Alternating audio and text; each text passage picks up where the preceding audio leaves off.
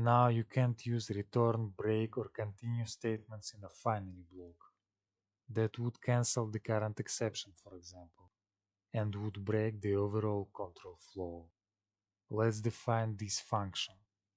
This line raises a zero division error and immediately transfers control to the except block.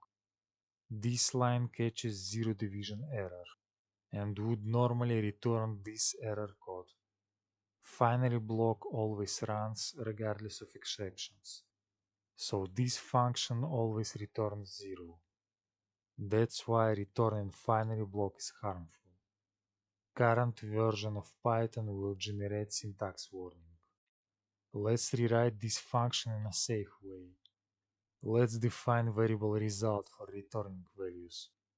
Let's use return statement at the end of the function to avoid harmful behavior.